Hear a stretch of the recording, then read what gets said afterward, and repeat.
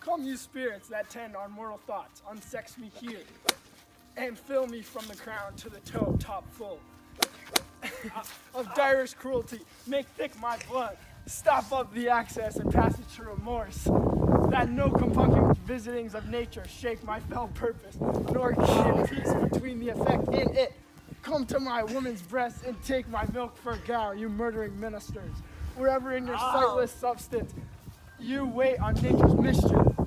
Here, Lady Macbeth asks for the spirits to unsex her. This is a call that alludes to the fact that she cannot act in a strong and cruel manner due to the fact that she is currently a woman.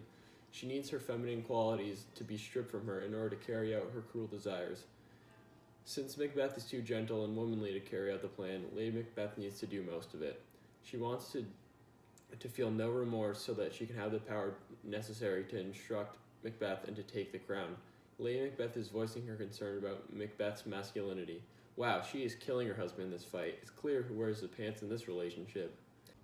Yeah, Ben, Lady Macbeth uses her breast milk as a metaphor for Macbeth's soft and kind personality, essentially calling him a baby. When she discusses taking her milk for gall, she is saying to drain her of her womanhood and replace it with the violence and cruelness needed to carry out the murder. She recognizes that the fact that in order for Macbeth to become king, he needs ambition along with the ability to be cruel and violent, which at that time he also lacks. Milk has a connotation of nourishment and survival. Therefore, without her, Macbeth may not be able to survive. When she discusses how Macbeth waits on nature's mischief, she's saying that despite his desires, he would prefer for nature to take its course rather than act upon this desire. The idea of remaining passive in life is a trait typically associated with women. Yet, in the play, Macbeth embodies this idea, and Lady Macbeth is dominating. Wow, Macbeth is a baby! It's as if they've switched genders.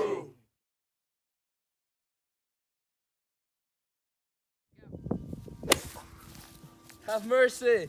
What made you break this enterprise to me when you durst do it, and then you were a man, and to be more than what you were, you would be so much more than man.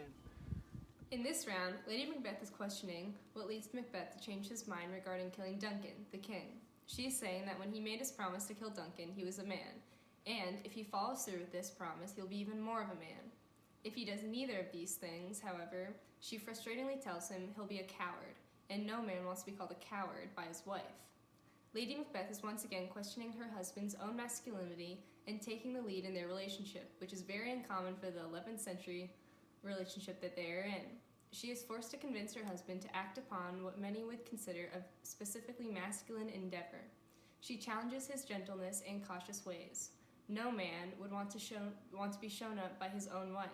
It's clear that Lady Macbeth is the winner for this round. Every time Macbeth tried to come at her, she had a counter.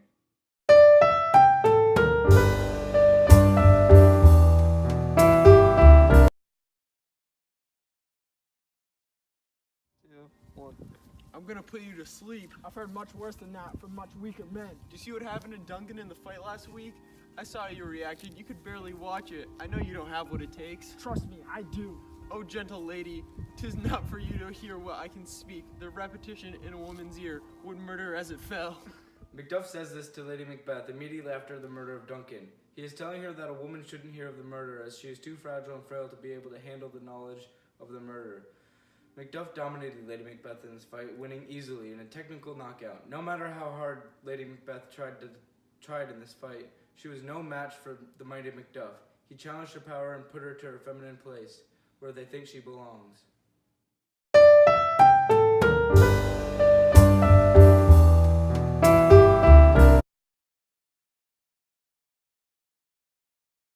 To be thus is nothing, but to be safely thus. Our fearsome bank will stick deep, and in his royalty of nature reigns that which would be feared. 'Tis much he dares, and to that dauntless temper in his mind, he hath the wisdom that doth guide his valor to act in safety. There is none but he, whose being I do fear, and under him my genius is rebuked, as it is said Mark Antony's was by Caesar.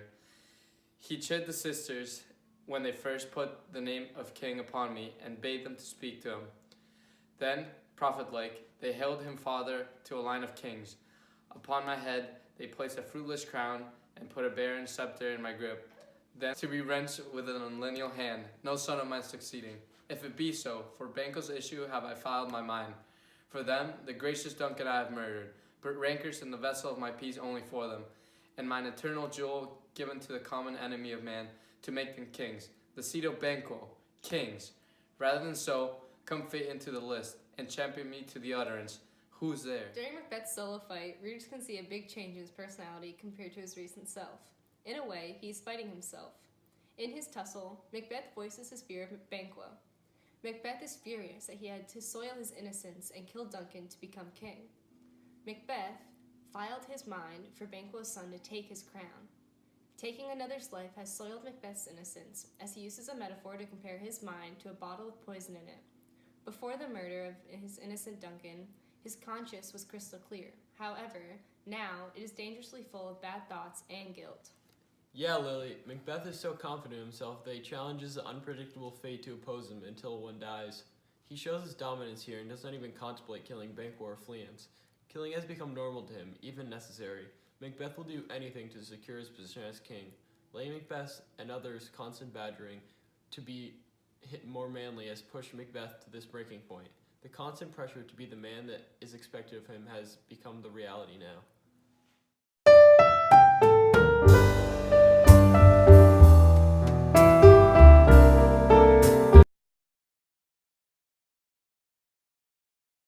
Told me that your wife and babes hath been savagely slaughtered. To relate the manner, were on the quarry of these murdered deer, to add the death of you. My children too? Wife, children, servants, all that could be found.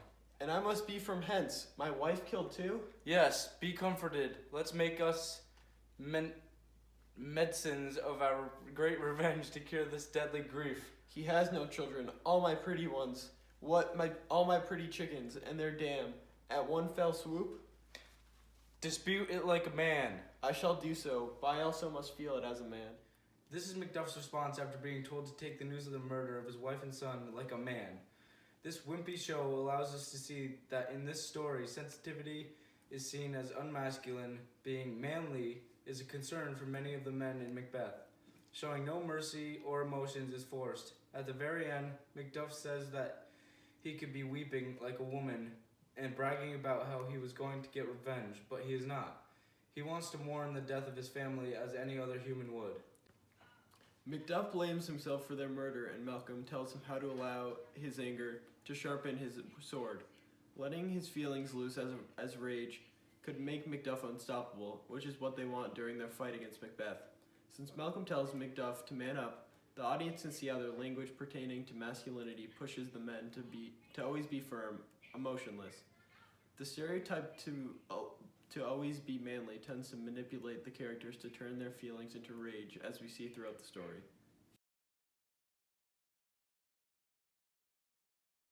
Be this the whetstone of your sword, let the grief convert to anger, blunt not the heart and enrage it. Oh, I could play the woman with mine eyes and braggart with my tongue, but gentle heavens, cut short all intermission front to front. Bring thou this fiend of Scotland and myself within my sword's length, set him. If he scape, heaven forgive him too. In this round, Malcolm uses a metaphor when he discusses how Macduff should let the whetstone of his sword, let the grief convert to anger, blunt not the heart, and rage it.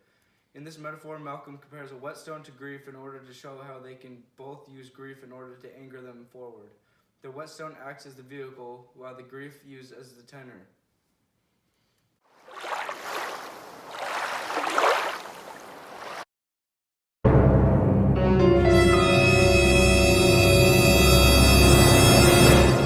Lady Macbeth uses her breast milk as a metaphor for Macbeth's soft and kind personality, essentially calling him a baby. When she discusses taking her milk for gall, she is saying to drain her... That doesn't make... To be thus is nothing, but to be safely thus. Our fearsome bank will stick deep, and in his royalty of nature reigns that which would be feared. 'Tis not much. Yeah, Ben, Lady Macbeth uses her breast milk as a metaphor for...